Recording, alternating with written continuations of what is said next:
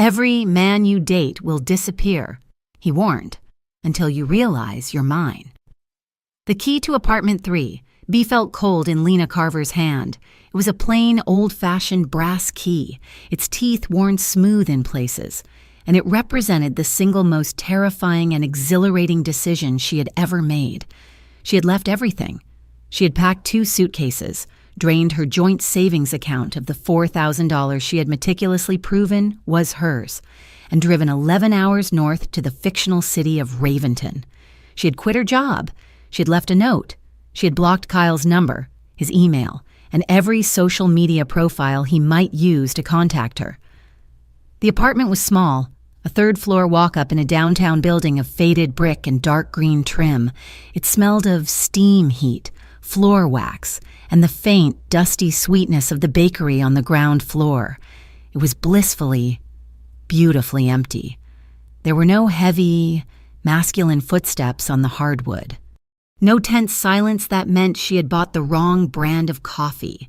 No quiet, cutting remarks about the way she dressed, the way she laughed, or the clients she chose. For the first 3 days, Lena did almost nothing. She bought an air mattress, a kettle, and a bag of coffee. She sat on the floor of her new living room, sipping from a ceramic mug, and watched the gray Raventon light shift across the bare walls. She was 26 years old, and for the first time since college, she felt the terrifying, electric potential of a blank page. Her new life began to take shape, slowly, like a watercolor finding its edges. She was a freelance graphic designer, and a good one. She unpacked her laptop and her drawing tablet, setting up a small workstation by the tall window that overlooked the street. She emailed her old contacts, updated her portfolio, and within a week, she had landed a small contract designing logos for a new restaurant. It was not much, but it was hers. She kept to herself, finding a strange comfort in the anonymity of the city. She learned the streets, the rhythm of the delivery trucks in the morning and the quiet murmur of the bars at night. She was rebuilding her confidence piece by piece, like restoring a damaged sketch. Each day she went without looking over her shoulder, without flinching at a raised voice, was a victory. About 2 weeks after her arrival, she stopped at a coffee shop called the Daily Steep. It was raining, a miserable, bone-chilling drizzle that defined Raventon in early autumn. Lena was juggling her large black portfolio, an umbrella that refused to close properly, and a piping hot latte. As she fumbled for the door, the portfolio slipped, spilling a cascade of her best charcoal sketches onto the damp, tiled floor. "Oh, no," she breathed, dropping to her knees, frantic as the wet footprints of other patrons threatened to ruin weeks of work. A shadow fell over her. "Allow me." The voice was deep, smooth, and possessed an authority that made the noisy cafe seem to go silent. A man was crouching in front of her. He was not just tall, he was commanding, built with a solidness that seemed to absorb the light in the room. He was wearing a dark, impeccably tailored suit, the kind Lena had only ever seen in magazines, with no visible brand, which somehow made it look even more expensive. He began gathering her sketches. His movements were precise, economical. His hands were large, with clean, short nails, and they handled the delicate paper with a surprising gentleness. "Thank you," Lena stammered, her cheeks hot with embarrassment. "Thank you so much. They're for a potential client." He did not reply immediately. He stacked the last 2 sketches, his gaze fixed on a charcoal portrait of an old man's face. When he finally looked up, Lena felt the air leave her lungs. His eyes were piercing, a dark, indeterminate color that seemed almost black in the dim light. They were not unkind, but they were heavy, assessing her with an intensity that went beyond simple politeness. He held her gaze for a beat too long, a moment that stretched from casual courtesy into something intimate and unsettling. He handed the stack to her, his fingers brushing hers. His skin was warm, a stark contrast to the cold rain clinging to her jacket. Lena scrambled to her feet, clutching the portfolio to her chest. "I really appreciate this. Be more careful," he said. It was not a scolding, but a statement of fact. He stood, towering over her. And then, Without another word, he turned, retrieved a black coat from the back of a chair, and walked out into the rain. He did not look back. Lena stood frozen, her heart hammering a strange, heavy rhythm. They had not even exchanged names. That night, she was double-checking the locks on her apartment door when she noticed it. Across the street, parked directly under a flickering street lamp, was a large, black SUV. It was the kind favored by government officials or celebrities, with windows so darkly tinted they looked like polished obsidian. She frowned, pulling the curtains slightly. The vehicle was running, a faint plume of exhaust puffed from the tailpipe. It was just sitting there, engine idling, occupying a space that was usually empty at this hour. A prickle of unease, a learned response from her years with Kyle, crawled up her spine. He used to do that. He used to wait in his car outside her friend's house, just a reminder he was watching. But this was Raventon. Kyle was 11 hours away. He did not even know where she lived. She watched it for 20 minutes, her cup of tea growing cold in her hands. It was probably just someone waiting for a passenger in the next building. She was being paranoid. She was free now, she reminded herself. She had to stop seeing threats in every shadow. She closed the curtain, turned off the lights, and willed herself to sleep, dismissing the vehicle as a coincidence. A few days later, deciding she needed to force herself to be social, Lena went to a local tavern a few blocks from her apartment. The bartender was a man around her age named Cole. He had an easy, genuine smile, sandy brown hair that always seemed to be falling into his eyes, and a laugh that filled the noisy room. He was the complete opposite of the man in the coffee shop. Cole was sunlight. The other man was a moonless night. They talked for an hour. He complimented the small, intricate tattoo of a willow tree on her forearm. She told him she was a designer. He told her he was saving up to open his own microbrewery. It was simple. It was honest. He asked for her number. "I'm off on Tuesday," he said, wiping down the bar. "I know this great, non-fancy pizza place. You interested?" For the first time, she felt a spark of simple, uncomplicated hope. Their date was exactly what she needed. The pizza was greasy, the beer was cold, and the conversation flowed easily. Cole walked her home, and under the dim light of her apartment lobby, he gave her a chaste, sweet kiss on the cheek. "I had a really good time, Lena," he said, and she knew he meant it. "Me too, Cole." She went upstairs feeling light, floating on the possibility that maybe, just maybe, she could have a normal life here. The text came the next afternoon. "Hey Lena, something crazy came up with my family back home. I have to leave town for a while. Like, right now. I'm so sorry. I'll call when I can." Lena stared at the message, a knot forming in her stomach. It felt abrupt. She texted back, "Oh no, is everything okay? Let me know if you need anything." No reply. That evening, she tried calling him. The call went straight to voicemail, not even ringing once, as if his phone was turned off or disconnected. She tried again the next day. Same result. She stopped by the tavern, and the other bartender, a woman with sharp eyes and a sharper tongue, said Cole had called in that morning, said he had a family emergency, and quit on the spot. "Just upped and vanished," the woman said, shaking her head. "Left me completely screwed for the weekend. Men." Lena left, the cold dread solidifying in her gut. It felt wrong. People did not just disappear. Not like that. Not after a date that had felt so promising. She told herself it was a coincidence, a bizarre, unfortunate coincidence. But the unease lingered, a sour taste in her mouth. It was almost a week later when her new life and the shadows of her new city collided. Lena had been invited to display some of her sketches at a small, independent gallery opening. It was a modest affair, wine served in plastic cups and cheese cubes sweating on a platter, but it was a chance to network. She was standing near her portraits, nervously smoothing the fabric of her simple black dress, when she felt a change in the atmosphere. The cheerful chatter of the room seemed to dim, the energy shifting, as if a magnet had just been dropped into the center of the crowd. He was standing in the doorway, the man from the coffee shop. He was not looking at the art on the walls. He was looking at her. He wore the same kind of dark suit, though this one seemed even finer, charcoal gray with a subtle texture.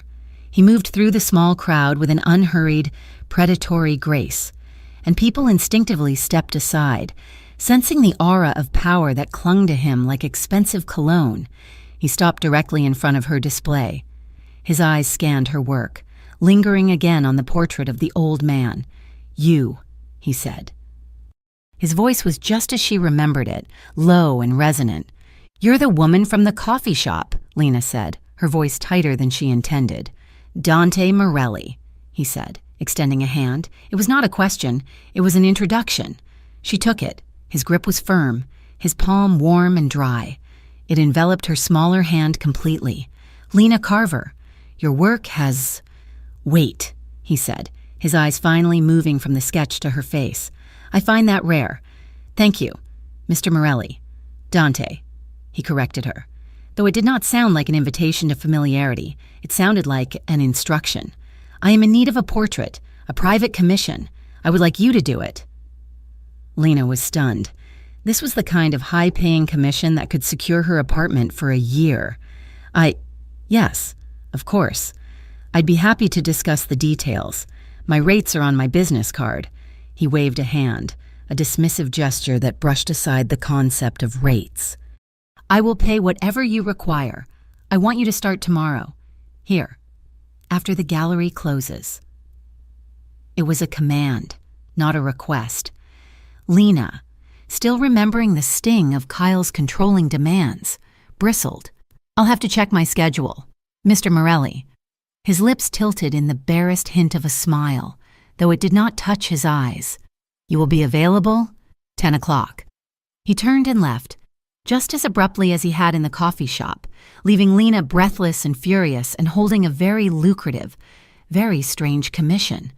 The next night, she was terrified, but she was also a professional, and she needed the money. She arrived at the gallery at 9:45. The owner let her in, his eyes wide with a strange mix of awe and fear. "Dante Morelli," the owner had whispered. "Lena, do you know who that is?" She had shaken her head. "He and his family, they basically own half of Raventon's historic district. Be careful." Dante arrived at 10 o'clock precisely. He wore a simple black sweater, which somehow looked more intimidating on him than the suit. He brought with him a heavy wooden stool. "I will sit here," he said, placing it in the center of the room, where the light was best. "Begin." For 2 hours, Lena sketched. The silence in the gallery was absolute, broken only by the scrape of her charcoal against the heavy paper. His presence was overwhelming. He did not move. He did not fidget or cough or check a phone. He simply sat, his gaze fixed on her. It was not a sexual gaze, but it was possessive, and it made her skin crawl even as it made her fingers tremble. She tried to make small talk, to ease the tension. "Do you work near here, Dante?" "I own this building," he replied, his voice flat. "Oh, well, the lighting is very good. I know." She focused on her work, on the hard line of his jaw, the straight bridge of his nose, the deep-set eyes that seemed to hold 1,000 secrets, all of them dangerous. She was nervous, but she was also intrigued. He was, without question, the most compelling subject she had ever drawn. At midnight, she finally set the charcoal down, flexing her cramped fingers. "I think that's enough for the first session. I've got the foundational lines." Dante did not move from the stool. He just watched her as she began to pack her supplies. "You went on a date," he said. Lena froze. Her blood ran cold. She turned slowly. "What?" "With the bartender, Cole." He said the name as if it tasted like ash. How do you know that?" Lena whispered, her hand instinctively reaching for her phone. "Who are you?" "He's gone," Dante continued, his voice terrifyingly calm, as if discussing the weather. "He had to leave town. A family emergency." Lena's breath hitched. She backed away, her hip bumping the easel. That was you. What did you do to him?" "He was not right for you," Dante said, finally standing. He was a mountain of shadow in the dim gallery. "He was weak. He would have disappointed you." "You have no right!" Lena's voice cracked with fear and rage. "You're insane. You scared him off." I ensured your evening would not be complicated by false hope, he said, taking a step toward her. Lena grabbed her bag, her portfolio. Stay away from me. I don't know who you think you are, but you are sick. You're a stalker. She made it to the door, her hand fumbling with the deadbolt. Lena! His voice was quiet, but it stopped her cold. She turned, her back pressed against the heavy glass door, the streetlights of Raventon creating a halo around his dark shape. He had not moved. He stood by the stool, his hands clasped behind his back. Every man you date will disappear, he stated, his voice a blade of cold steel, sharp and absolute. Every friend you make, every man who looks at you for too long, they will have family emergencies, they will move away, they will have accidents. He took one step closer. She could see his eyes now, devoid of all warmth, filled with a chilling, patient certainty. They will all vanish until you realize you're mine. Shock, cold and absolute, paralyzed her. This was not real. This was a nightmare. This was Kyle's manipulation magnified by 1,000, backed by a threat she could not even begin to understand. You're crazy, she breathed. She ripped the door open and stumbled out into the cold night air, her portfolio forgotten on the floor. She ran the 3 blocks to her apartment, not daring to look back, the sound of her own frantic footsteps echoing in the empty street. She slammed her door, threw the deadbolt, and slid to the floor, shaking. But as she sat there, the terror warring with disbelief, a small, insidious part of her consciousness registered something else. It was not just his words, but the way he had said them, not with the wild-eyed rage of a lunatic or the desperate pleading of a spurned lover. Dante Morelli had said it with the calm, unshakable confidence of a man stating a fact, and deep in her gut, buried beneath the fear, Lena felt the faintest, most terrifying flicker of a different emotion, something that felt disturbingly like protection. The air in the 4th precinct was stale, smelling of burnt coffee and damp wool. Lena sat on a hard plastic chair under a flickering fluorescent light, feeling her resolve crumble into humiliation. She had spent 20 minutes repeating Dante Morelli's words to an officer whose expression remained fixed in a mask of profound boredom. So, let me get this straight, miss, Officer de Mornay said, leaning back in his squeaking chair. This man, Dante Morelli, he didn't touch you. He didn't threaten to harm you physically. He didn't steal from you.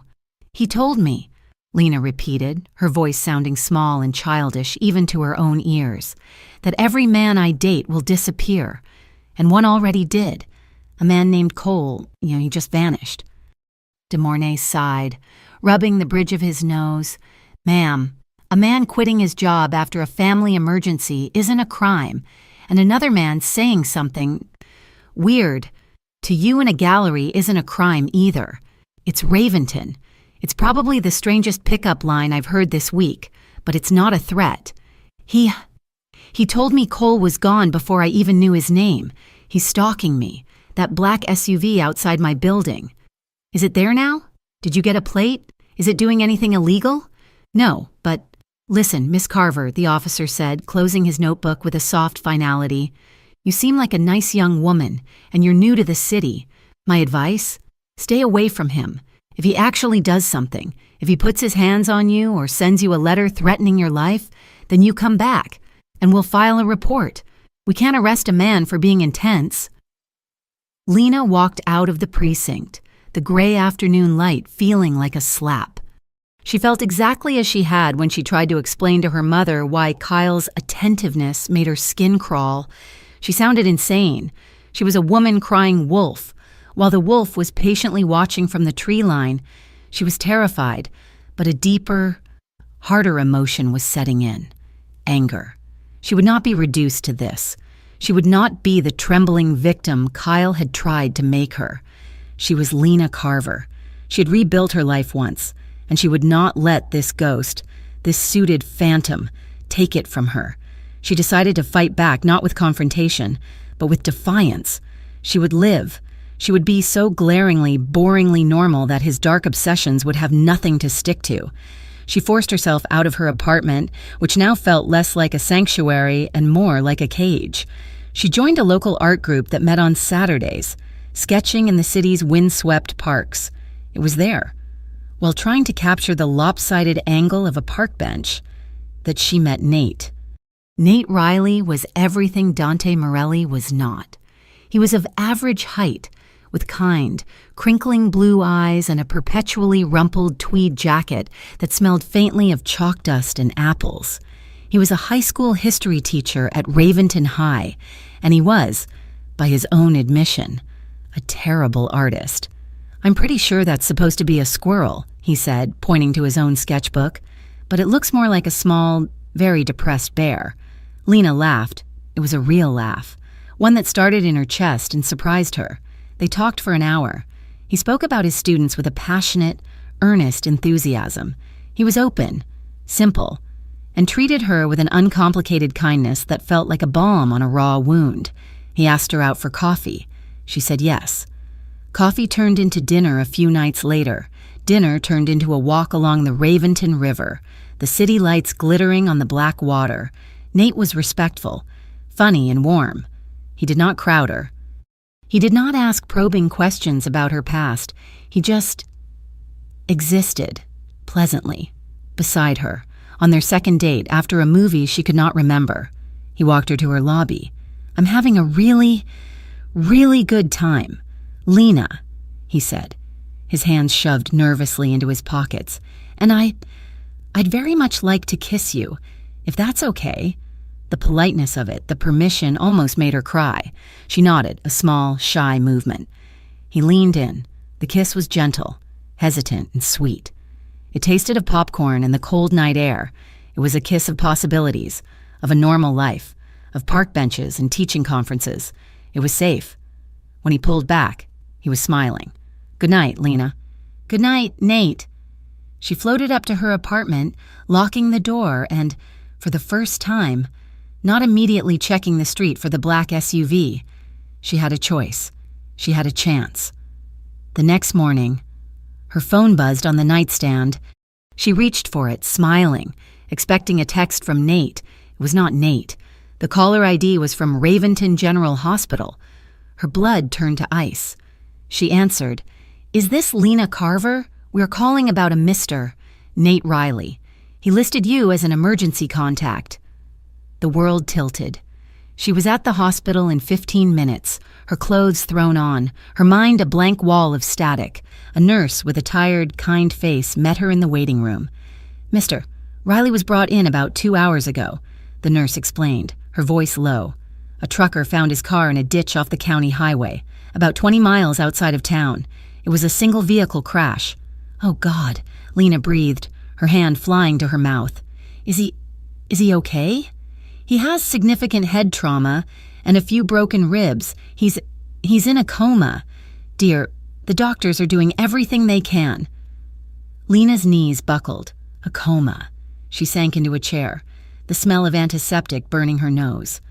A police officer, this one looking far more alert than De Mornay, approached her. "Miss Carver, you were with him last night." "We went to a movie," Lena whispered, her voice shaking. "He dropped me home around 11.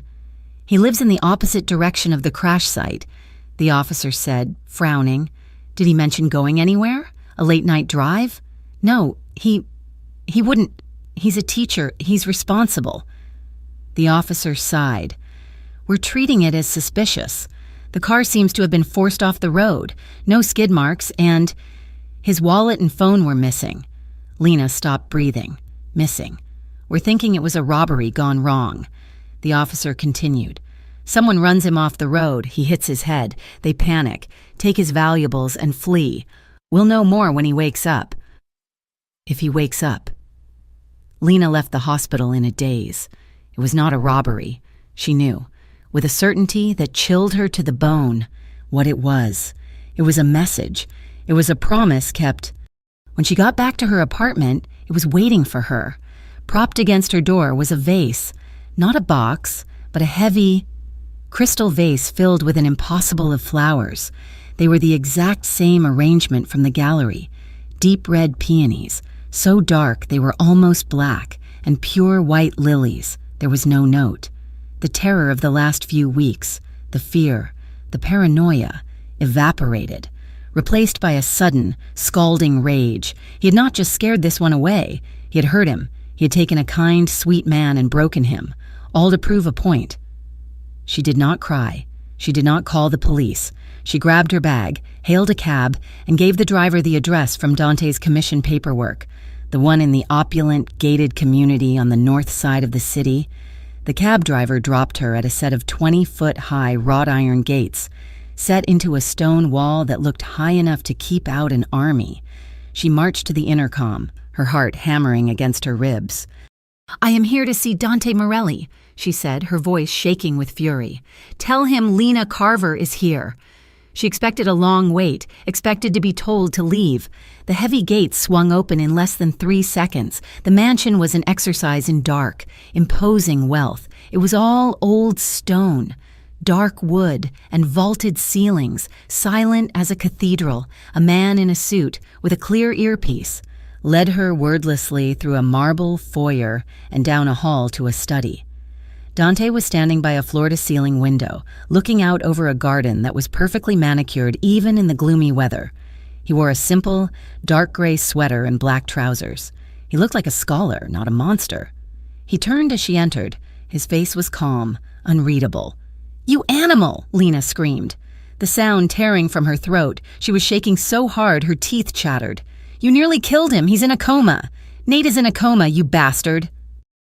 She launched herself at him, her small fists beating uselessly against his chest. It was like hitting a statue. He did not even flinch. He simply took her wrists in his hands, his grip impossibly strong, holding her still. "He's alive," Dante said. His voice quiet. "No thanks to you. The wallet, the phone, the car. It was you. You did this." "I heard about the accident," he said, his eyes searching hers, his thumbs rubbing small circles on the inside of her wrists. "It was unfortunate. Unfortunate," she shrieked, trying to pull away. "You liar! You sent me the flowers! You knew!" "I did not touch him," Dante said, his voice dropping to a low, cold register that cut through her hysteria. "You're lying!" "I am not," he insisted, his grip tightening for a fraction of a second. "I gave an order for him to be discouraged, persuaded to leave you alone, just like the bartender." He paused, and a flicker of genuine annoyance crossed his features. "My men were too aggressive. They mistook a warning for a command. The robbery was their crude attempt to cover their incompetence."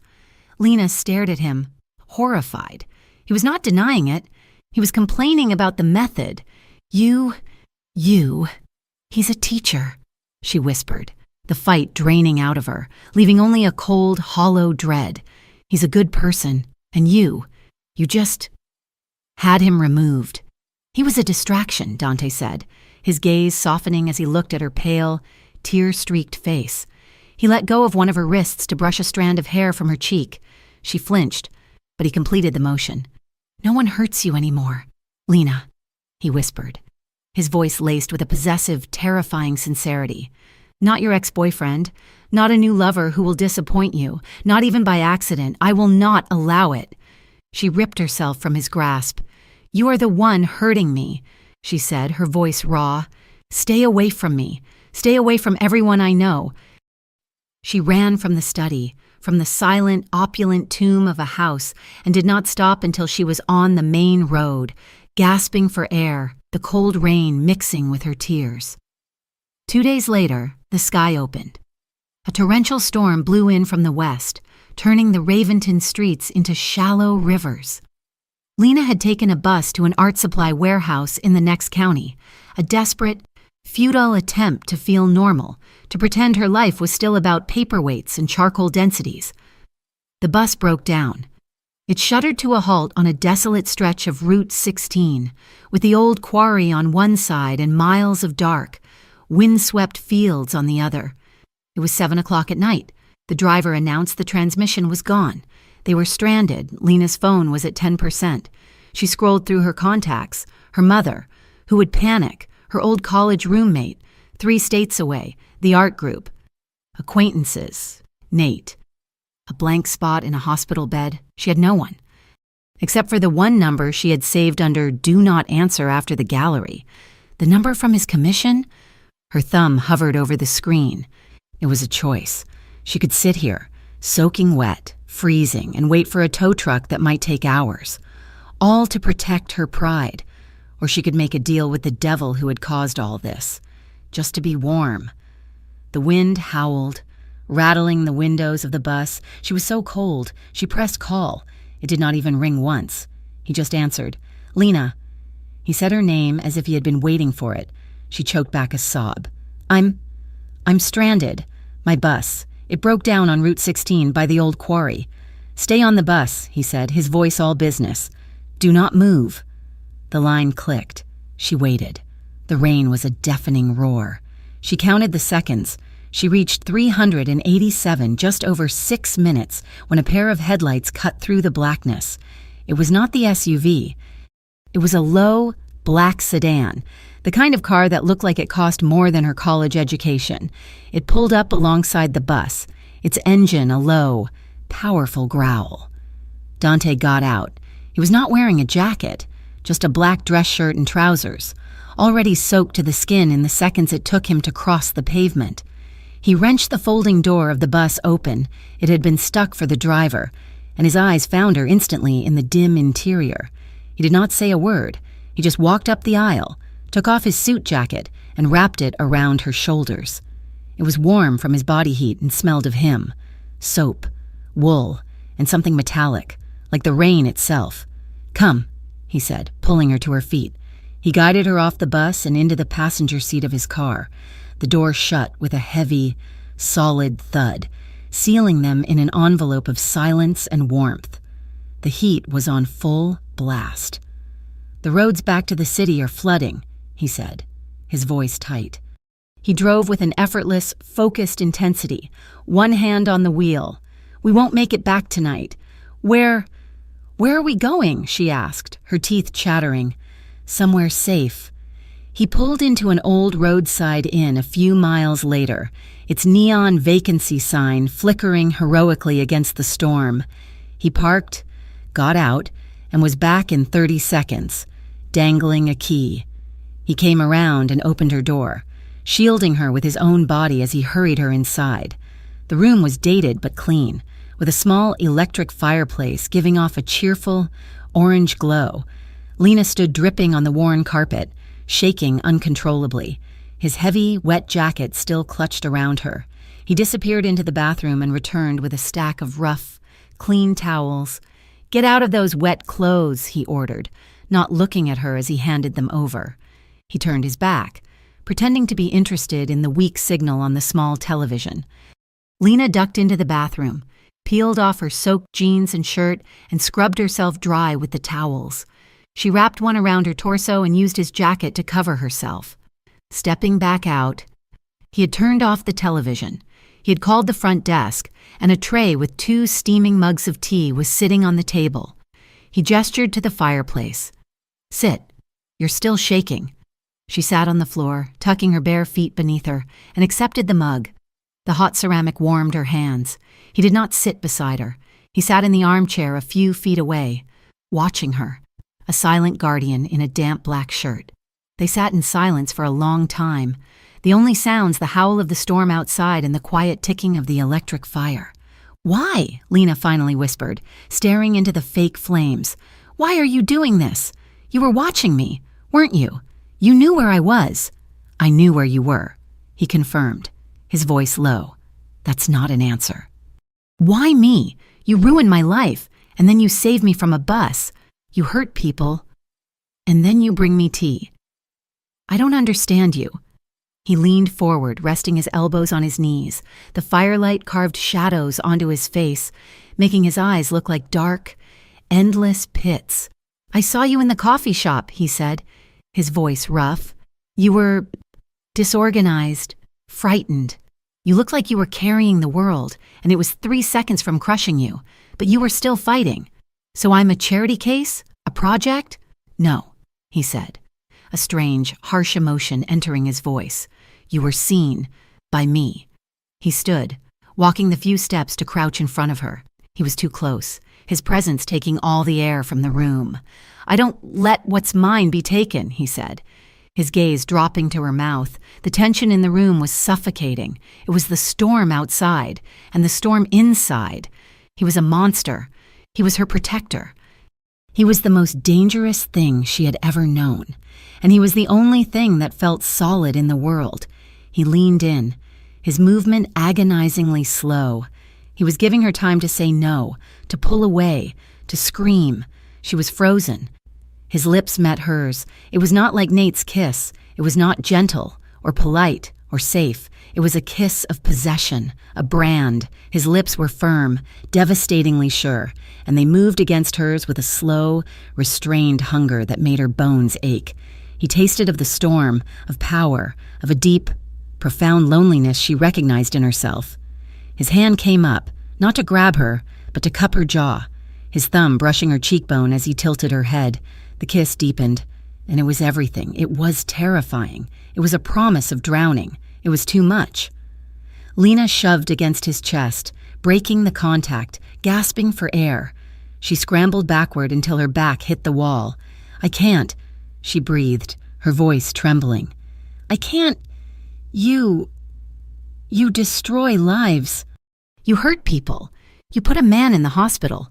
I can't fall for someone like you. I won't." Dante remained where he was, crouched by the fire. His breathing was heavy. His eyes, burning with an intensity that seared her, never left her face. He had heard her words, but his expression made it clear he did not believe them. He did not smile. He just nodded. Once. A slow, patient acknowledgement. He would wait. The morning after the storm. Lena woke up alone. The in-room was bright with the flat, scrubbed clean light that follows a deluge. There was no sign of Dante except for a lingering indentation on the armchair and the faint, masculine scent of his soap on the towel she had used. He had paid for the room. He had left her a fresh, dry set of clothes on the chair, simple black sweats and a thick wool sweater, their tags discreetly removed. He had thought of everything, and that, somehow, was the most terrifying part.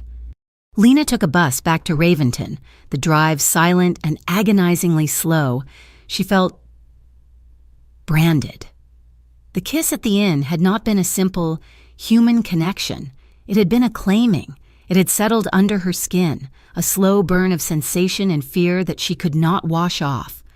She tried to regain her footing by throwing herself into her work.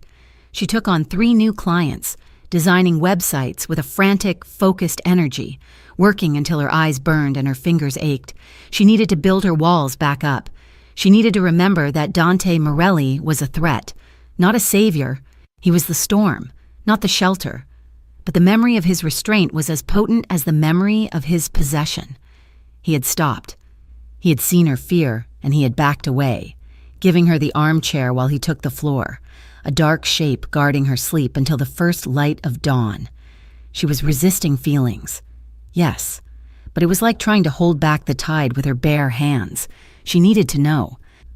The gallery owner's whispers and the precinct's dismissal were not enough. She had to understand what she was truly up against. She had a friend from college, Sarah, a sharp, no-nonsense woman who worked as a paralegal for the district attorney's office back in her old state. Lena called her, framing her questions with a practiced, casual air.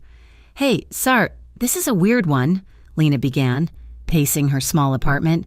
"I've got this new client in Raventon, very wealthy, very private. The name is Morelli, Dante Morelli. Does that mean anything to you? I know your office sometimes shares data." The silence on the other end of the line was heavy. When Sarah finally spoke, her voice was a full octave lower. "Lena, where are you right now?" "My apartment. Why? Are you safe? Is he there?" "No, I'm alone." "Sarah, you're scaring me. What's wrong?" "The Morellis," Sarah said, her voice dropping to a near whisper, "are not just wealthy. They are Raventon. And not in the Chamber of Commerce way. We're talking about the Morelli Syndicate. It's old world. It's deep.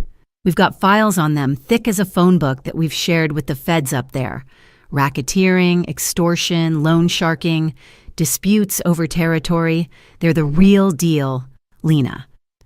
Lena sank onto her air mattress, her stomach clenching. "The man I met, he seems more like a recluse. He's intense, but But nothing. Sarah cut in. Dante is the head. He took over from his uncle about 5 years ago. He's not the old school, flashy type. He's quiet, educated, brutal. They say he cleaned house, consolidated power. He's got blood on his hands. Lena, a lot of it. The police won't touch him because they can't. He's insulated by lawyers and a wall of silence. Whatever commission he gave you, it's not about art. It's about you. You need to get out of that city. Now. The call ended, but Lena stayed on the floor, the cold hardwood seeping into her skin. It was not a stalker. It was a kingpin. He was not just a controlling man. He was the head of a crime family, the disappearing bartender, the accident that had put Nate in a coma. It all snapped into a new, horrific focus. These were not the actions of a single, obsessed man. They were the casual, brutal exercises of power. She stopped answering her phone. She blocked Dante's number. She worked, ate, and slept in her small apartment, venturing out only for coffee and groceries, her head down, hoodie pulled low. The black SUV was still there. She knew it was. She had stopped looking for it, because she knew it would not stop looking for her. This new knowledge held her captive for weeks. She finished her freelance projects. She visited Nate in the hospital. He was still in a coma. His kind. Rumpled face now pale and still against the white pillow. She would sit by his bed and read, her voice a low, guilty whisper, feeling Dante's shadow in the sterile room. Then, the atmosphere in her neighborhood began to change. The bakery on her ground floor, run by a kind older couple, had its front windows smashed. They claimed it was teenagers, but they were not laughing. The coffee shop she frequented suddenly closed, a "for repairs" sign taped to the door. Rumors of a fire in the back room, a rival gang had come to Raventon. Lena overheard the gallery owner, Mr. Reese, on the phone, his voice thin and panicked. "What do you mean? They're not interested? We've paid the Morellis for protection for 20 years. No, this new crew, they're not reasonable. They want double." They were testing Dante's territory, and it seemed for the first time that the Morelli name was not the shield it used to be. Lena was at the gallery late one Tuesday, dropping off the final proofs for a catalog. Mr. Reese was nervously counting cash from the register, his hands shaking. "You should go." "Lena," he said, not looking at her.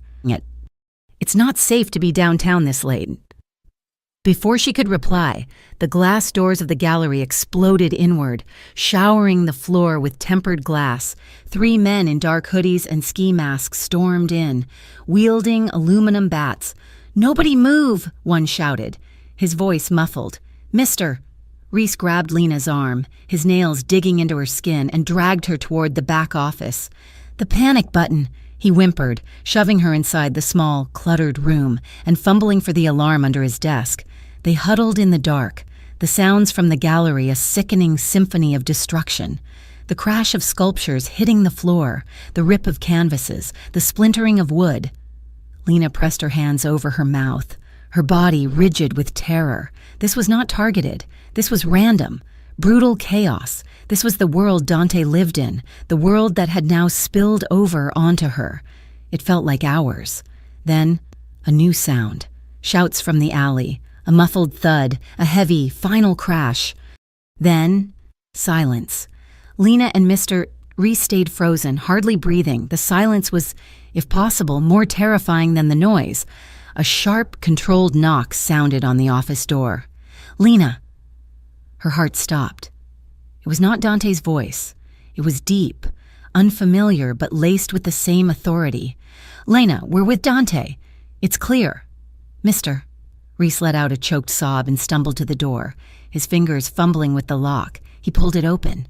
2 men in dark, immaculate suits stood in the hallway. The gallery behind them was destroyed, a wasteland of broken art and glass. One of the men looked at Lena, his eyes sweeping over her in a quick, assessing glance. "Are you harmed?" "No," she whispered, shaking. "The police are on their way. We're to take you home. Use the back."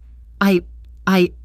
"Now, miss," the second man said, his tone leaving no room for argument. They flanked her, guiding her through the destroyed storeroom and into the dark alley behind the gallery. The air was cold, smelling of wet cardboard and garbage. "The car is just at the end of the street," the first man said. They were passing a narrow gap between the gallery and the next building, a space filled with overflowing dumpsters and black shadows. A hand shot out from the darkness. It clamped around Lena's arm, yanking her off her feet. A masked man, one of the attackers, left behind, dragged her into the shadows. "She's the one! Morelli's girl! Grab her!" Lena reacted on pure animal instinct. She was not a victim, not again. She screamed and swung her heavy portfolio, the one filled with her proofs, with all her strength. The hard plastic corner connected with the man's temple. He grunted, his grip loosening for a split second. Fouet. It was all Dante's man needed. He moved with a speed that was not human. He was on the masked man, a sickening crack echoing in the narrow space as his fist connected with the man's jaw. The other man pushed Lena behind his own large body, a human shield, as he scanned the darkness, but Lena had been dragged against the rough brick wall. Her arm was on fire, a long, burning scrape from her elbow to her wrist. She had fallen, twisting her ankle, and a sharp, throbbing pain shot up her leg. "I'm okay," she gasped, pulling herself up, adrenaline making her voice high and thin. "I'm okay." The first man finished his work. The attacker was a motionless heap on the wet pavement. He checked the man's pulse, then stood, wiping his hands on a handkerchief. "This way." The ride to her apartment was silent. The man drove the black sedan with effortless precision, his eyes never leaving the road.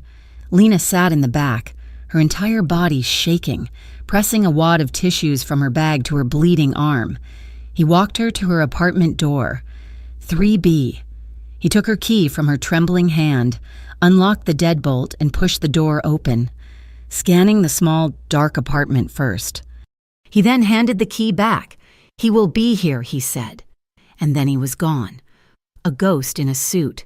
She locked the door, leaning against it, her legs finally giving out. She slid to the floor, her breath coming in ragged, painful sobs. She was hurt.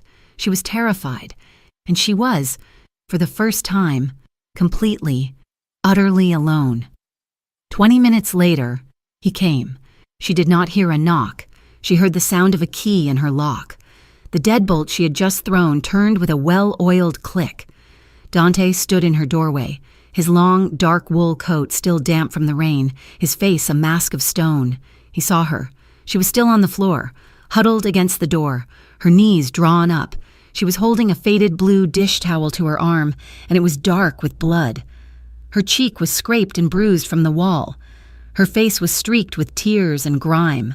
His control, the ironclad composure she had come to expect, did not just crack, it shattered.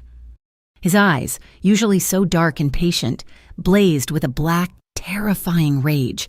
His entire body tensed. He took one step into the room, his gaze fixed on the blood and his fist clenched at his side. He turned, as if to destroy the first thing he saw. And his fist shot out, aimed at her plaster wall. It stopped, a single millimeter from the wall. His knuckles were white, his arm shaking with the force of the restraint. The control, the fact that he could have destroyed the wall but chose not to, was more violent than any impact. "He touched you," Dante whispered. The voice was not his. It was a low, vibrating growl that seemed to come from the deepest part of his chest. He was shaking. She could see it. He was not just angry. He was terrified. He had built a fortress around her, and a stray arrow had found its mark. His protection had failed. He took a deep, shuddering breath, his eyes closing for a brief second. When he opened them, the inferno was banked, replaced by a cold, hard focus. He walked past her, into her small bathroom. She heard the medicine cabinet open. He returned with her first aid kit, a plastic box with a red cross on it. He knelt in front of her, on the floor, his expensive coat forgotten.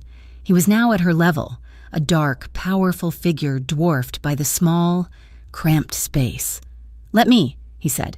It was not a request, it was a command, but it was raw, and it was a plea. Lena, too exhausted to fight, too vulnerable to resist, simply nodded. His hands, the same hands that could stop a millimeter from a wall, were impossibly gentle. He took the bloody towel from her, his touch light, and examined the long, ragged scrape. His expression was grim. He worked in silence. He cleaned the wound with an antiseptic wipe, his touch careful, his large fingers precise. He did not wince at the blood, but his jaw was tight. He bandaged her arm, then his eyes moved to her face, his thumb gently, so gently, brushing the scrape on her cheek. "I am sorry, Lena." He breathed, and the sound of it, the raw apology, broke something in her. She was crying, silent tears of shock and fear and a confusing, overwhelming relief. He was the monster who had brought this world to her, and he was the only one who could make her feel safe from it. He finished wrapping her arm, but he did not move away. He stayed kneeling, his eyes locked on hers. "You are safe," he whispered, as if trying to convince himself as much as her. She looked at him, really looked at him, at the exhaustion in his eyes, the faint lines of stress around his mouth. She looked at his lips, the same lips that had kissed her at the inn. She was so tired of being afraid. She leaned in. It was a movement of an inch, but it was all the invitation he needed. He met her, his mouth capturing hers. This kiss was not the slow burn of the inn. This was a collision. It was desperate, raw and aching. It was his rage at her being hurt and her terror of being alone, all melting into a single, frantic point of contact. His hands came up to frame her face, his fingers threading into her hair, holding her steady, as if she might disappear. His lips were not gentle. They were claiming, searching, parting hers with a possessive hunger that she met with her own. He kissed her, and it was the only thing in the world that was real. His hands moved from her face, down her neck, his thumbs tracing her collarbone. He kissed her jaw, the sensitive skin behind her ear. He pulled her to her feet, his body a solid wall of warmth against hers. His hands went to the hem of her sweater, his fingers brushing the bare skin of her stomach. His touch was electric, sending a shiver through her. He was undressing her, his movements slow, his eyes fixed on hers, seeking permission with every agonizingly slow motion.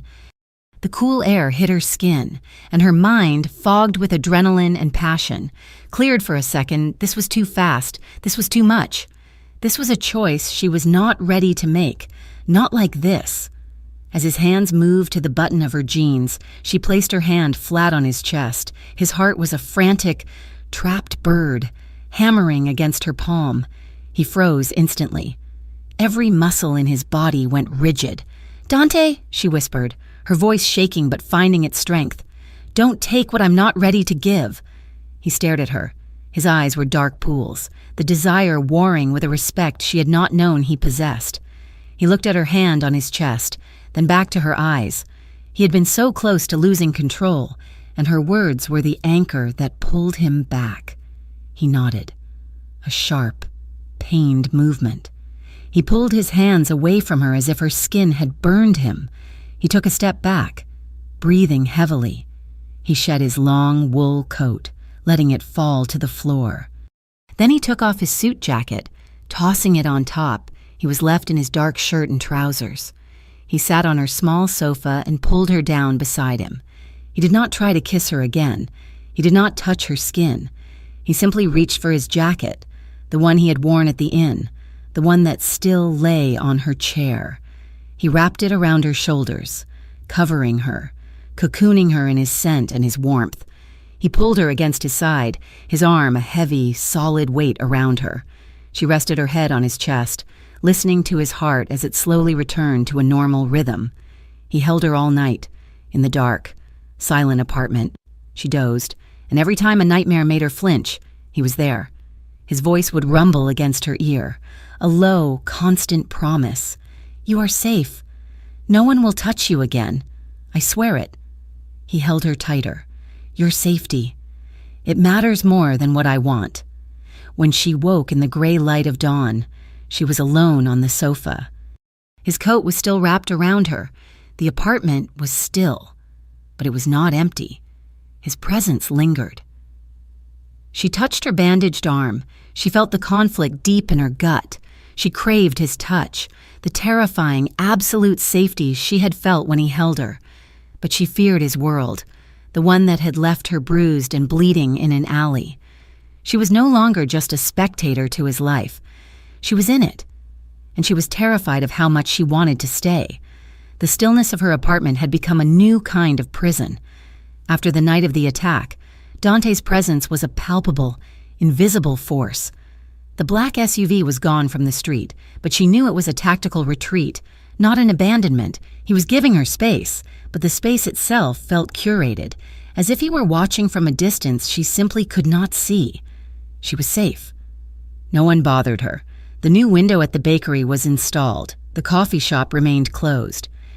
A silent, bruising peace had settled on her small corner of Raventon, and it was suffocating.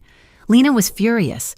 She was furious at the rival gang, at the men in suits, and most of all, she was furious at Dante. He had held her. He had promised her safety, but his safety came at the price of her life. He had wrapped her in his jacket, but locked her in a cage of his own making. She had to prove, if only to herself, that she was still her own person, that her choices mattered, that she could still touch the normal world he had so thoroughly contaminated. It was an act of pure defiance. She went online, to a dating app. It felt sterile, safe, and, most importantly, a world he could not possibly control. She swiped past faces. Looking for the antithesis of Dante Morelli, she found him. His name was Jonah. His profile picture showed him on a mountaintop, grinning, arms wide, a golden retriever at his feet. He was all sunlight, flannel, and scruffy, boyish charm. He was an outdoors enthusiast and a part-time carpenter. He was, in every conceivable way, normal. They matched. He messaged her immediately. His texts were funny, filled with bad puns and genuine questions. He wanted to know her favorite hiking trail, not what building she lived in. Their first date was coffee and a walk in the park. He was even better in person. He was funny, self-deprecating, and he listened, really listened. When she talked about her design work, he did not crowd her. He did not touch her, except for a light, friendly hand on her back as they navigated a crowd. He was precisely what she had been missing. He was Nate, but without the tragic ending, their second date. He took her on a hike, just outside the city. They sat on a boulder overlooking a valley, sharing a bag of trail mix. "You're different," he said, tossing a peanut to a chipmunk. "Different how?" Lena asked, pulling her jacket tighter. "I don't know, you're jumpy, but you're also tough. Like you're braced for something." He laughed, a bright, easy sound. "Does Raventon make you nervous, or is it me?" "No, not at all." She lied, forcing a smile. "Just getting used to a new city." "Anyone ever give you trouble?" he asked, his gaze casual as he watched the valley. The question was a stone in her stomach. "No. Why would you ask that?" He shrugged, turning his easy grin on her. "No reason. You're just a really beautiful woman. Sometimes guys can be persistent. You just seem like you've dealt with the persistent kind." She brushed it off, but the question lingered. The third date, the illusion cracked. He took her to a loud, crowded bar, a place she immediately hated. He was not the same easygoing man. He was tense, his eyes darting to the door every time it opened. He drank his beers too fast. "So," he said, leaning in, his voice suddenly hard over the music. "I've seen it, you know." "Seen what?" Lena asked, her skin beginning to prickle. "The car. The black SUV, the one that used to sit on your street. Who is he?" Lena's blood went cold. She had never mentioned the SUV. She had never mentioned anything. I don't know what you're talking about, Jonah. Don't lie to me," he snapped, his hand slamming the table. The glasses jumped. "Everyone in this damn city knows about Morelli, and they know he's got some new girl, the one at the gallery, the one he shut the city down for. That's you, isn't it?" His face, once so sunny, was dark with a paranoid, controlling rage that was sickeningly familiar. He was Kyle. He was a different, more volatile version of Kyle. "I'm leaving," Lena said, grabbing her purse, her voice shaking. "You're drunk." "No, I'm not drunk," he said, grabbing her wrist. His grip was tight, his carpenter's hands like a vice. "I just need to know what he's paying you. Or is it a threat? Are you with him? Let go of me." She ripped her arm from his grasp, shoving her way through the crowd, and burst out onto the street. She was done. Done with men. Done with this city. Done with this invisible war. She spent the next day in her apartment, chain-smoking, trying to figure out her next move. She had to leave Raventon. Jonah texted her. "I'm so sorry. I was an idiot. I drank too much. I'm embarrassed. Please, just let me apologize in person. 5 minutes, the park by your old coffee shop. I'll be there at 7. If you don't come, I'll understand." She should not have gone. Every instinct screamed at her to lock the door, pack her bags, and call a cab to the bus station. But the plea, the manufactured vulnerability, it had worked on her before. She went, not to forgive him, but to tell him, face to face, to leave her alone. The park was empty, shrouded in the blue light of dusk. He was sitting on a bench, head in his hands. He looked broken. "Jonah," she said, her voice hard, staying a safe 10 feet away. He looked up. His face was not sad. It was cold. "Lena, glad you could make it." A white van, the kind used by contractors, pulled onto the curb behind her, its headlights off. 2 men got out. "It was just bait," Jonah said, standing up. "He was not a carpenter. He was not outdoorsy. He was a liar. And you took it. Hook, line, and sinker." "Jonah, what is this?" "He's not Jonah," a new voice said. A man stepped out of the van. He was older, with a pockmarked face and dead, gray eyes. Jonah was the name on the dating profile. His name is irrelevant, and so, almost is yours. Lena turned to run, but they were on her. A hand clamped over her mouth, an arm of solid muscle wrapped around her waist, lifting her off the ground. She kicked and fought, but the men were professionals. A cloth, smelling of chemicals and almonds, was pressed over her nose.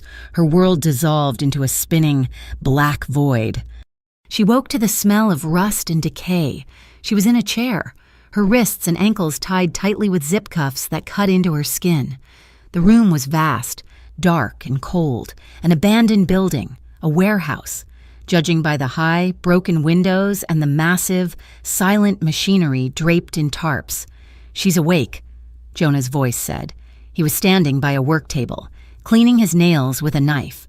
The pockmarked man stepped out of the shadows. He was the leader, the rival. "Good. Now we can begin." "What do you want?"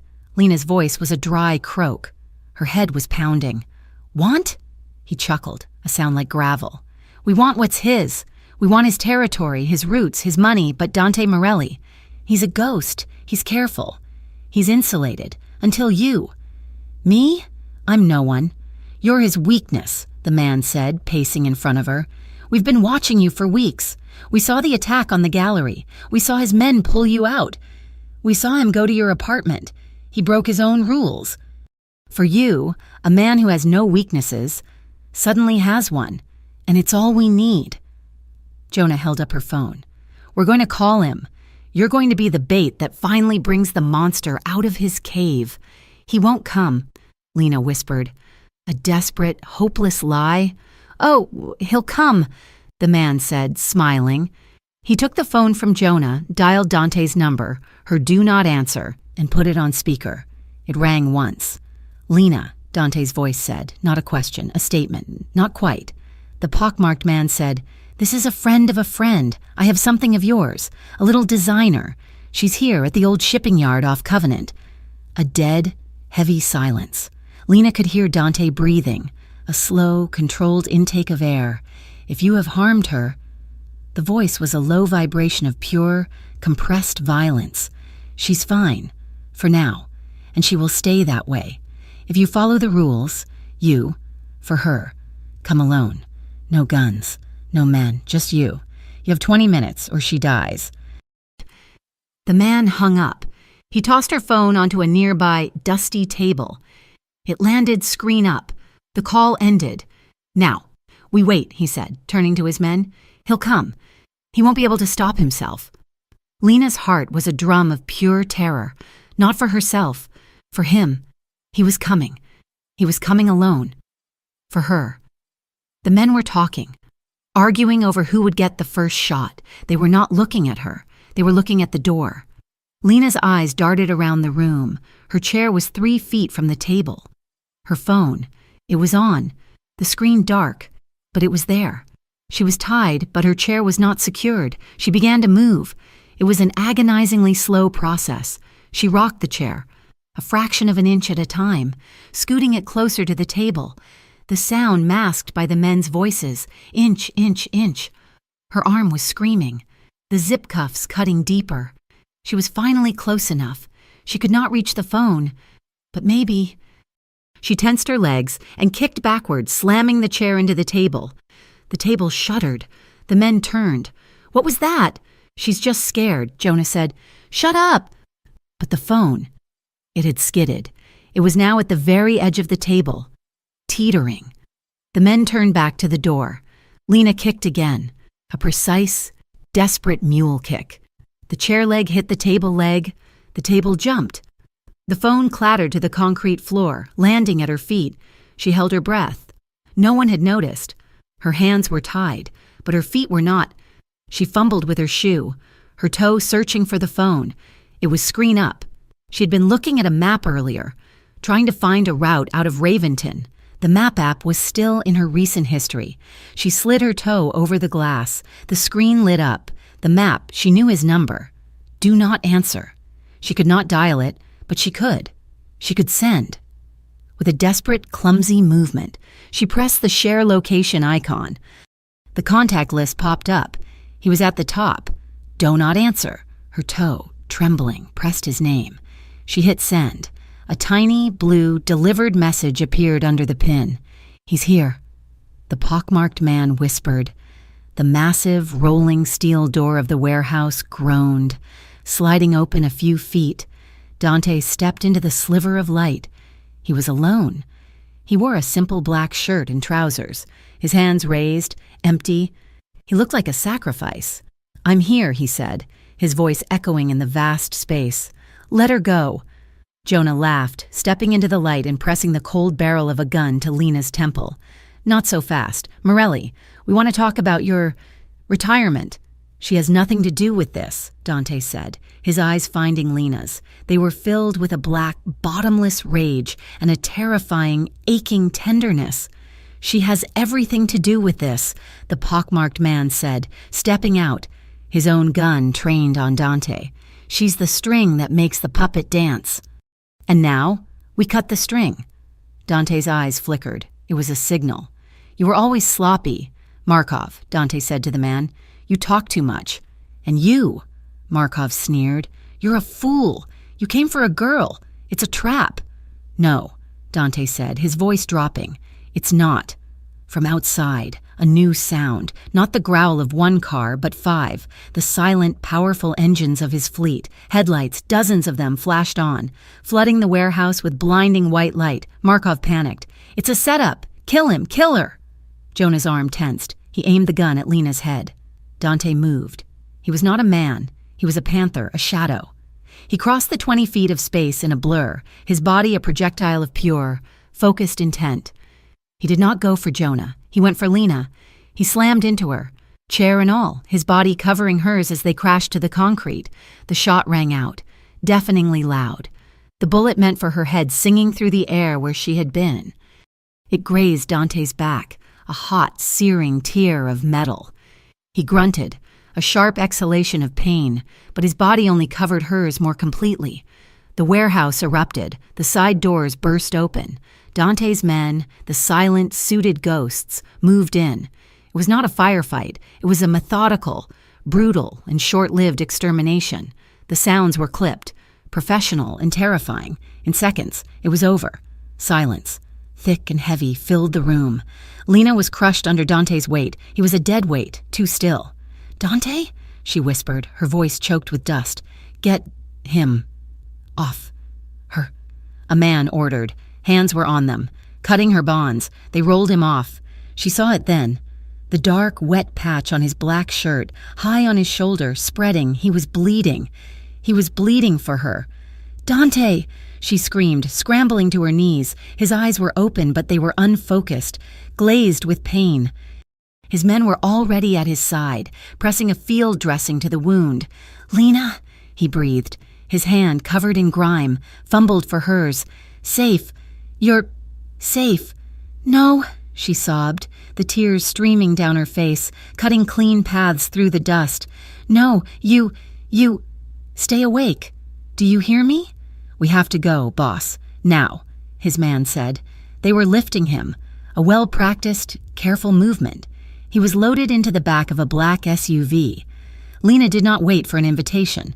She climbed in after him, kneeling on the floor, grabbing his hand.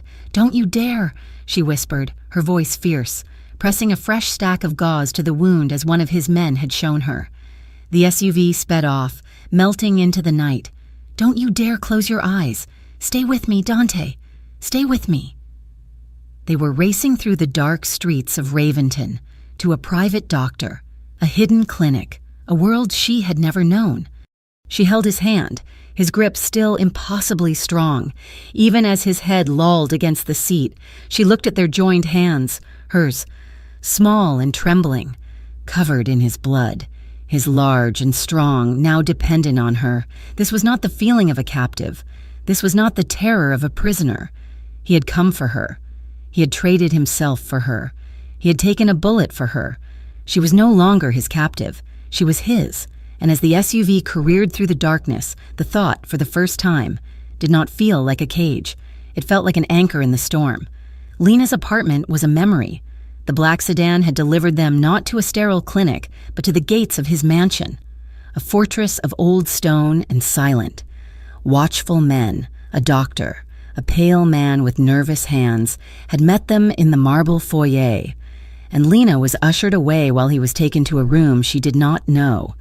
She spent the first 24 hours in a guest suite larger than her entire apartment.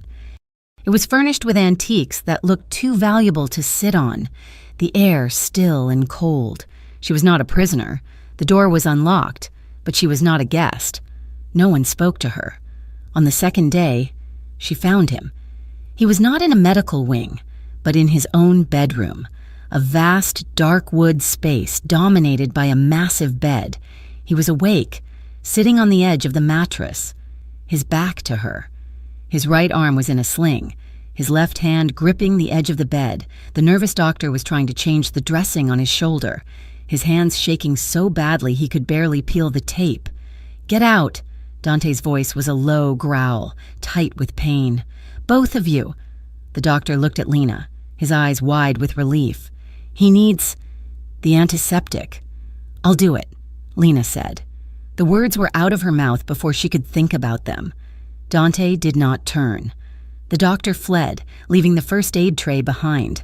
Lena picked up the bottle of antiseptic and a clean cloth. She walked toward him, her heart a low, heavy drum. He was a lion, wounded, and she was walking into the cage.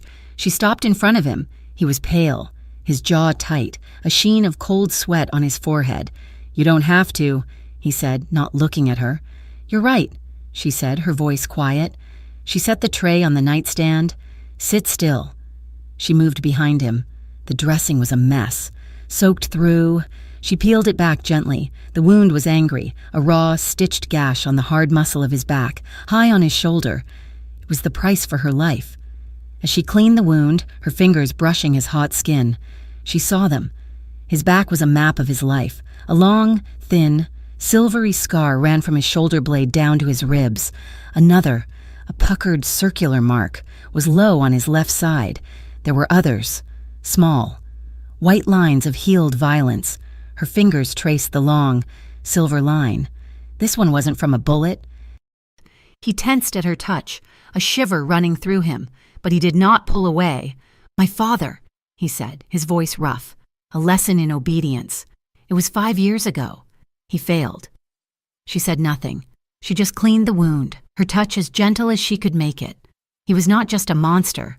He was a man, built from the scar tissue of the monsters who had come before him. They fell into a strange, quiet rhythm in the isolation of the mansion. He was the most powerful man in Raventon, and he was, for now, trapped. He spent his days in his study, his arm in a sling, his voice a low, angry murmur on the phone as he governed his unseen empire. She spent her days exploring. The house was a museum, cold and perfect. But she started to find him in the quiet corners. One night, she woke to a sound. It was music, thin and solitary in the massive, silent house. She followed it, her bare feet silent on the cold marble floors. It led her to a vast library. He was there, sitting at a grand piano, the moonlight from the tall windows silvering his dark hair.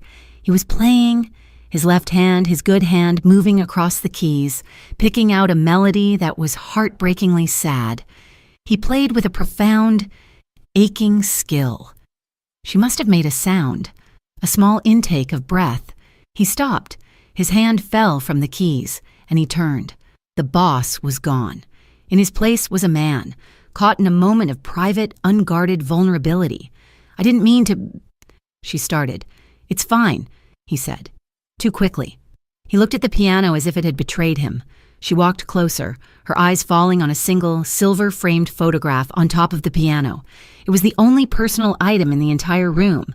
A young girl, maybe 10 years old, with Dante's dark, piercing eyes and a wild, defiant smile. "Who is she?" Lena asked. He did not answer for a long time. "My sister, Chiara. She's beautiful." "She's dead," he said, the words flat, devoid of emotion. "She was killed 15 years ago." He stood, his one good hand clenching and unclenching at his side. He walked to the window, his back to her. "My uncle, the man I took this from. He was in a dispute, a rival family. They wanted leverage. They took her from her school. They thought a show of force would bring him to the table." Lena's hand went to her mouth. "He didn't negotiate." Dante's voice was a whisper, a hollow, dead sound in the dark room. "He retaliated. They sent her back. In pieces." Lena felt a sob, hot and acidic, rise in her throat. She understood. The kidnapping, his frantic, all-consuming need to find her, his rage. "They took her," he said, turning to face her, his eyes black holes in the moonlight. "Because my family was weak. Because my uncle was careless. He let them see what he loved. He showed them his weakness. He had just shown her his—" "You're not weak, Dante," she said, her voice trembling. You're alone. Aren't we all?" he said, a bitter, self-deprecating smile twisting his lips. "You, me.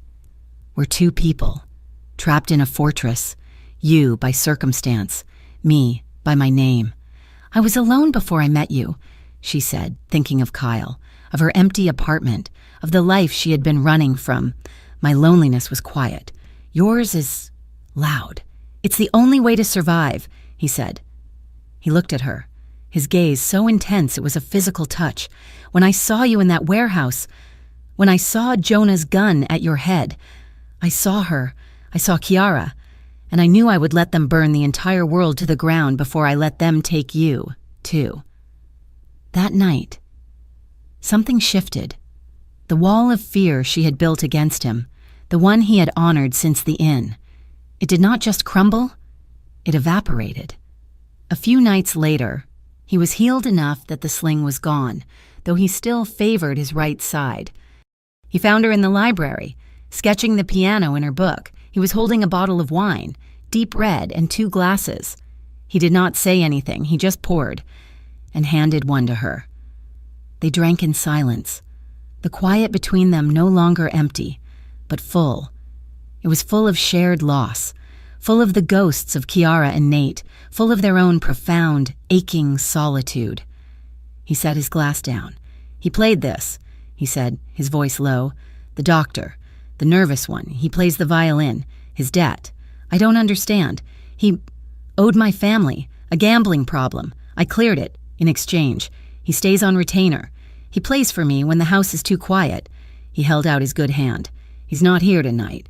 "Dante," she whispered, "dance with me. Lena." Her hand, small and trembling, fit perfectly in his. He drew her to her feet, his left hand finding the small of her back, pulling her against him. There was no music.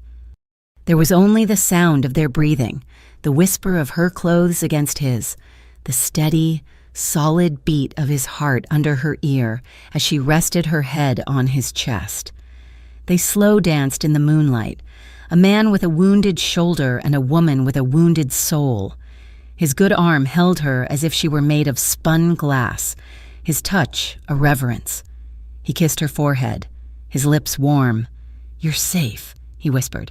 "I know," she whispered back, and it was true. He kissed her, his lips finding hers. It was not the possessive brand of the inn, or the desperate, frantic collision after the attack. This was new. This was slow, and deep, and sure. It was a kiss of profound, mutual need, of two solitudes finally touching. His restraint was a tangible thing. His hand moved from her back, tracing her jaw, his thumb stroking her bottom lip. It was a question.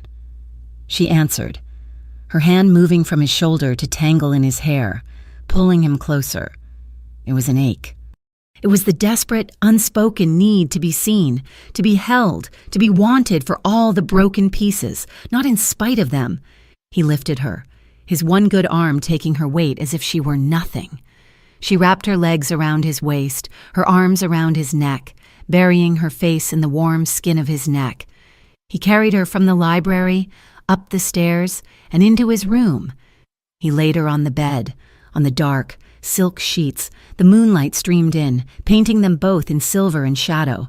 He did not rush. He undressed her slowly, his eyes a dark, burning fire, watching her face with every button, every zipper. His touch was a question. Her stillness was an answer. He undressed himself, his movements economical, his eyes never leaving hers. It was all hard lines and old scars, a dangerous, beautiful work of violent art. He lay beside her, propped on his good elbow, his hand tracing the line of her hip. "Lena," he breathed, his voice rough. "Tell me to stop." "Don't you dare," she whispered, her voice fierce. It was not a taking. It was a worship. It was a slow, deliberate, aching build. His mouth was on hers, his hand in her hair, his body a solid, warm weight against her. He whispered her name like a prayer against her skin, and she whispered his like an acceptance. It was tender. It was desperate. It was the complete, total, and terrifying surrender of two people who had never surrendered to anyone. It was a promise made in the dark, a joining of two profound lonelinesses, and in that moment, in the safety of his arms, she was not afraid. She woke up happy. The feeling was so alien, so terrifying. She lay still for a long time, just absorbing it. The sun was streaming in. Dante was asleep beside her, his face unguarded, the hard lines softened. He looked younger. He was, she realized, just a man. The happiness was a bright, warm light in her chest, and then the fear flooded in, cold and sharp, extinguishing it. She was in Dante Morelli's bed. She had made love to a man who had put Nate in a coma, a man who had people killed, and she had, in that moment, been happier than she had ever been in her life. That was the true prison. He woke. His eyes found hers, and he smiled. A real, unguarded smile that lit his entire face. He reached for her. The phone rang. The smile vanished. The boss was back. He rolled, snatched the phone from the nightstand. "What?" Lena watched the transformation. His face went from sleep-soft to granite, his eyes, fixed on the wall, turned to ice. "Who?" he said. The word a blade. He listened. "Find him. Burn it all down. I want his head." He hung up. "Dante?" she asked, pulling the sheet to her chin. "What's wrong?" He turned to her, his face a mask of cold, controlled fury she had never seen directed at her. "There was a leak. From my inner circle. Markov's old crew. They're not just a rival. They're working with someone inside." "What kind of leak?" His gaze was devastating. "They put your name on a hit list. Lena, your face, your apartment, your name. They're not trying to get to me through you anymore. They're just trying to erase you." Her blood ran cold. "They're sending a hitman. They're sending everyone," he said, his voice raw. He was out of bed, pulling on his trousers, his movements jerky, his wounded shoulder forgotten. "I have to go dark. I have to clean my house, and I have to get you out of here." He was not Dante. Her lover, he was Morelli, the boss. He made a call. "Get the car. Relocate the asset. Protocol Omega." "Dante, no," she pleaded. "Don't do this. Don't shut me out. It's the only way to keep you alive," and he said, his back to her. He was pulling a black shirt over his head. He was a shadow again. "You'll be moved. You'll be safe. You will not leave the location. You will not talk to anyone. Do you understand me?" It was not a request. It was the same command he had given his men. Within 10 minutes, she was dressed, being hurried down a back staircase by 2 of his suited men, not the one who had saved her. These were new. Their faces were hard. Dante met her at the door. He grabbed her arm, his grip tight, his eyes blazing. "You will stay alive. Lena, you will do exactly as they say." He did not kiss her. He did not touch her tenderly. He was gone. They put her in a new black SUV and drove for an hour to a sterile, high-rise apartment she had never seen, in a part of the city she did not recognize. It was all glass and white walls. It had no piano, no scars, no history. It was a cage. 2 guards stood outside her door. She was alone for 2 days. 2 days of silence, of staring at the blank walls, of watching the news, which reported nothing. He had gone dark. He had vanished. She was a prisoner again. This was worse than Jonah, worse than Kyle. This was the man who held her heart, and he had locked her away. Shipan_IC_Ked. The happiness she had felt was a lie. The tenderness was a tactic. He was just like them. He was controlling her, and she had let him. She had to get out. She grabbed her purse, the one thing they had let her keep, and walked to the front door. She pulled it open. The guard, a large man she did not recognize, stepped in front of her. "Ma'am, you can't leave." "Get out of my way," she said, her voice shaking with adrenaline. "Mr. Morelli's orders. You stay in the room." "I am not his property," she yelled, shoving at his chest. He grabbed her arm. He grabbed her hard. His fingers, thick and strong, dug into her skin, stopping her. "I said stop." The touch, the roughness, the absolute, impersonal control. It broke her. She was back in the alley. She was back in Jonah's van. "No!" she screamed, fighting him, tears of rage and terror blurring her vision. The elevator at the end of the hall dinged. The doors slid open. Dante stepped out. He had not slept in days. He was in the same black clothes, his face gaunt, a dark, dangerous exhaustion rolling off him. He saw the guard. He saw his hand, his rough grip, on Lena's arm. Dante did not speak. He did not yell. He crossed the hallway in 2 long, silent strides. The guard saw him, his eyes widening in terror. "Boss, she was—" Dante's left fist connected with the guard's jaw. It was a single, brutal, devastating punch. The man's head snapped back, and he crumpled, unconscious, to the carpet. Dante stood over the man, his chest heaving, his body shaking with a rage that was terrifying to behold. He turned to Lena. He saw her face, white with terror, her arm, where the guard had held her. And he saw her eyes, filled with the same fear she had shown him in the warehouse. His face crumpled, the rage vanished, replaced by a devastating, profound horror. He had lost her. In his attempt to keep her safe, he had become the monster she always feared he was. "Lena," he breathed, his hands raised, as if approaching a frightened animal. I'm sorry." He had lost her trust. He saw it. He had locked her up and set a dog to guard her. I was protecting you," he whispered, his voice broken. And I made you a prisoner, again."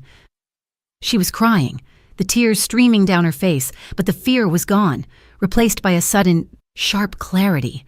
"I'm not scared," she whispered, her voice shaking. Dante looked at her, his brow furrowed in confusion. "I'm not scared of you, Dante," she said, taking a step toward him, her hand trembling as she touched the dark stubble on his cheek. "I'm not scared of him, or the hit list." She looked at him, her eyes holding his, forcing him to see the truth. "I'm scared," she whispered, her voice cracking, "of how much I want to stay." Dante did not move. He stood in the hallway of the sterile, white apartment, a fallen guard at his feet, and looked at Lena as if he was seeing a ghost. His entire world, the one he controlled with iron-fisted, brutal precision, had just been summed up by the one person he could not control. "You're scared to stay," he repeated, his voice a raw whisper. He looked at his hands, the ones that had just knocked a man unconscious, as if they were foreign objects. "Yes," Lena said, and the single word was a confession that held more weight than all her previous denials. He had won. He had broken her fear of the outside world by replacing it with a need for him. But he had lost. The look in his eyes was one of profound, utter defeat. He had become the man he had protected her from. Lena took a deliberate step over the unconscious guard, closing the distance between them. She did not go back to her room. She did not run. She walked out of the prison. She took a cab back to the mansion. She did not know if her key would still work. She did not know if she was walking into a cage or a home. She only knew she was done being moved. She found him in the library, the room where he had played the piano, where he had shown her the picture of his sister. He was standing by the window, his wounded shoulder slumped, his good hand gripping a glass of something dark. The house was in a state of quiet, controlled chaos. Men in suits moved through the halls with boxes, their voices low and urgent. He was cleaning his house, just as he had promised. He heard her enter and turned, his eyes wide with a mixture of shock and a deeper, more primal fear. He had been terrified of losing her to an assassin. He had not been prepared to lose her to himself. "You shouldn't be here," he said, his voice flat. "It's not safe." "Nowhere is safe, Dante," she said, walking to the center of the room. She stood where he had held her, where they had danced to no music. "That's what you taught me. The bus breaks down, the gallery gets attacked, the nice guy from the dating app puts a gun to your head. You think that high-rise was safe? It was the most dangerous place in the world. Because I wasn't me. There. I was just yours." "Lena," he started, his voice breaking. She held up a hand. "I'm not finished. I've been running my whole life. I ran from my hometown. I ran from Kyle. I ran to Raventon. When you showed up, I ran from you, and when you held me, I ran from that, too. I'm done running." She took a step closer. He looked like a man bracing for a bullet. "I love you," she said. The words hung in the air, simple, sharp, and terrifying. "And I hate it. I hate that I love a man who has blood on his hands. I hate that I feel safer with you than I have with any good man. And I hate that you thought locking me in a tower was the only way to keep me." She was standing in front of him now, close enough to feel the heat of his body. "So this is the choice, not yours, mine. If I stay, it's my choice. If I love you, it's not because I'm afraid, it's because I've seen the monster, Dante, and I'm still here." He stared at her, his dark eyes searching hers, looking for the trap, for the lie. He found neither. He found only her, raw and absolute.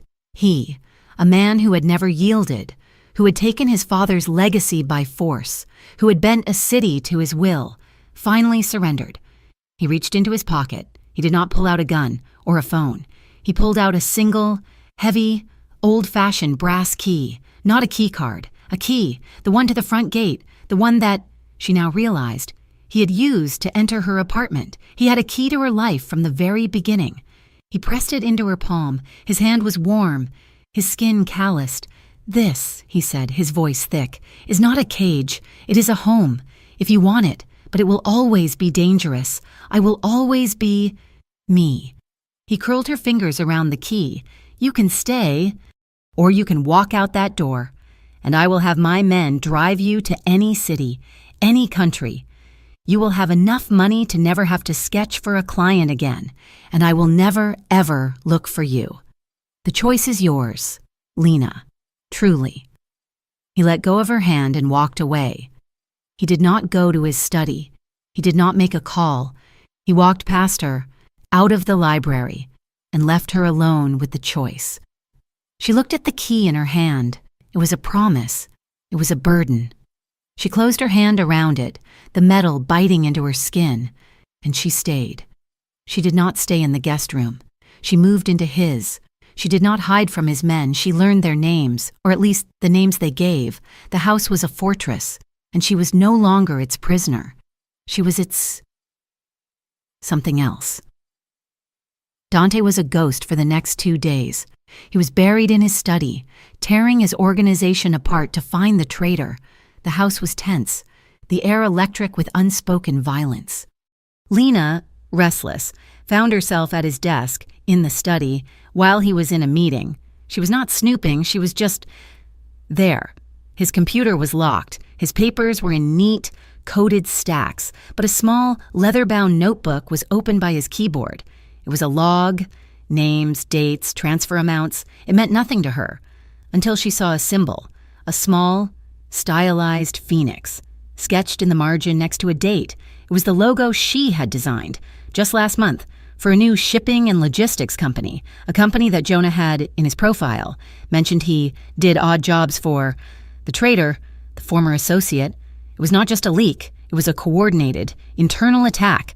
She flipped the page, a new entry, in Dante's precise, angry script. Phoenix, the docks, midnight, 10, tonight, midnight, 10 million, 10 men. The docks, it was an ambush, and he was walking into it. She heard his voice in the hall. He was coming. She did not run. She did not hide the book. He entered the study, his face dark with exhaustion. He stopped when he saw her at his desk, holding the book. "Lena," he said, his voice a low warning. "Get away from there. You're walking into a trap," she said, her voice shaking. "The Phoenix. It was Jonah's company. I designed the logo. It's him, isn't it? The traitor. The one you've been looking for." His face went white. He had been played, beautifully, and by his own hand. "How? It doesn't matter. They're waiting for you. You can't go. It's a final ambush. I have to go," he said, his voice flat, his eyes dead. "If I don't, I'm not just a man. I'm a coward. I lose everything. My name, my honor." "You'll lose your life," she shouted. "Get to the panic room," he ordered, walking to his desk and opening a drawer. He pulled out a sleek, black handgun. "Now, Lena, my men will—" "No." He stopped, the gun in his hand. "What did you say?" "I said no," she said, walking to him, planting her feet. "I'm not hiding in a closet while you go get yourself killed. I am not Kiara. I am not your weakness. Dante, I am not the thing you hide. You told me it was my choice. And I am choosing to stay by your side. That is the one choice you do not have," he growled, grabbing her arm. "You will be safe." "You think this is about safety?" she cried, ripping her arm from his grasp. "This is about us. You go, I go, or you find another way. You don't walk in blind, you don't walk in at all. They're attacking your name, your honor, then let them come here, to your home." He stared at her, a wild, dangerous idea dawning in his eyes. Here, she said, her voice firm. "In your fortress, on your terms. Let them come to you, but you are not. You are not leaving me." The storm broke at 3 a.m. There was no warning, no negotiation. One moment the house was silent, the next, the world exploded. An explosion at the main gate, a concussion that rattled the stone walls. The house's security system blared, a piercing, deafening shriek. Dante was already moving. He was in his element. He was dressed in black, a tactical vest strapped to his chest, the gun in his hand. He was not her lover. He was the king, and his castle was under siege. "Get her to the safe room," he yelled to his men. "No!" Lena screamed, grabbing his arm. "Lena, so help me God!" "The staff," she yelled, pointing to the hallway where his elderly cook and 2 young housekeepers were huddled, crying. "Get them to the safe room. I'm staying with you." He looked at her, his eyes blazing. He saw her choice. He saw her. "Fine," he barked. He shoved a small, silver handgun into her hand. "You know how to use this?" "I'll figure it out," she said, her hand shaking. "Point, pull, don't think," he said. He dragged her with him, down the hall toward the library. "Stay behind me." The house was a war zone. Gunfire echoed from the foyer, the sound of glass shattering, of men shouting. Dante's men were professionals, and they were defending their home. Dante pushed Lena into the library, his safe room, the one he had played piano in. "Barricade the door. Do not, under any circumstances, open it. I will come for you." "Dante, I will come for you," he roared. He kissed her.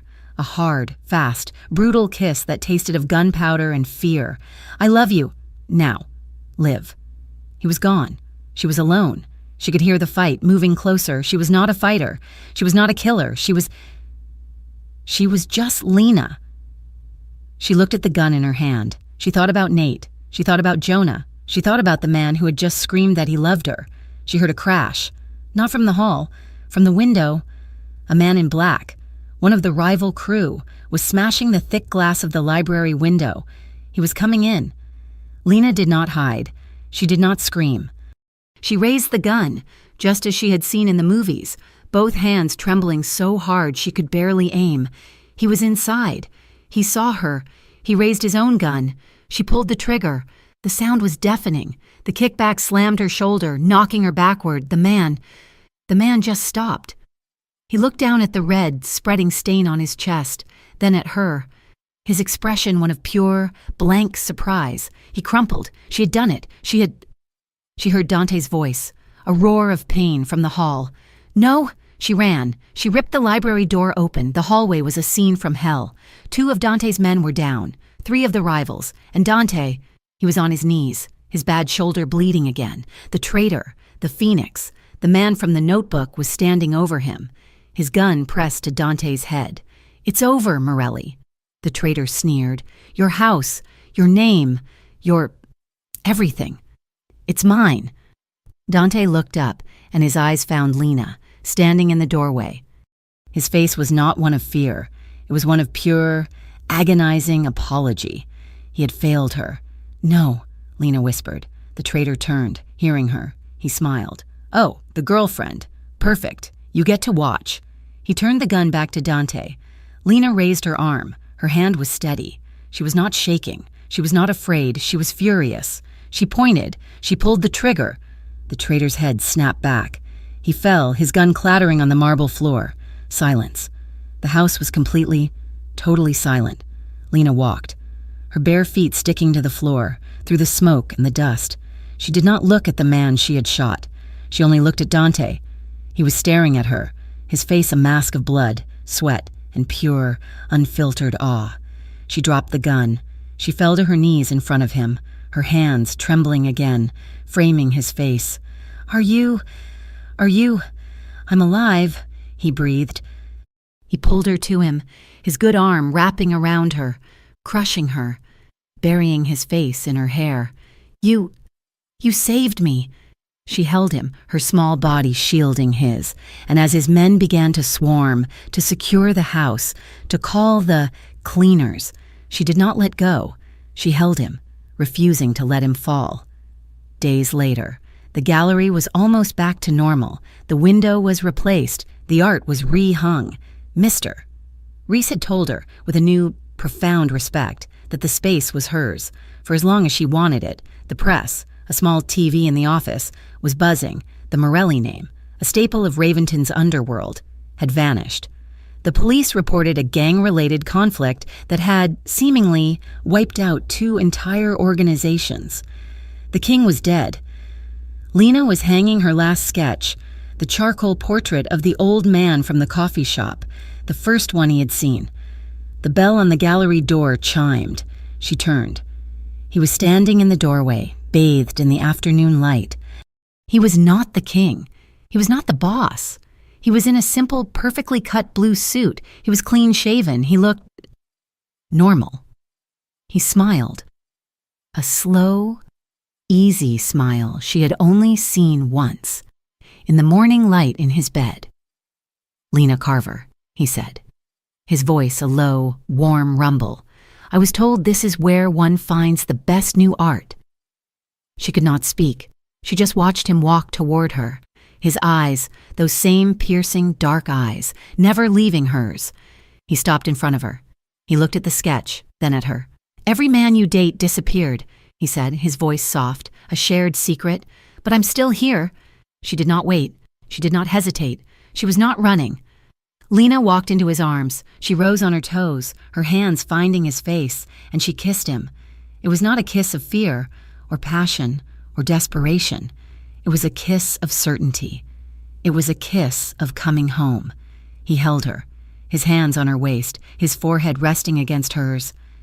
You're mine, too, she whispered, as the door closed behind them. Thank you so much for listening to our story. We hope you enjoyed the journey with Lena and Dante. We would love to know where in the world you are listening from, so please drop a comment and let us know. Your support means everything to us. If you loved this story, please subscribe to Mafia Romance Stories for more and share your thoughts on this part in English. We read every single one.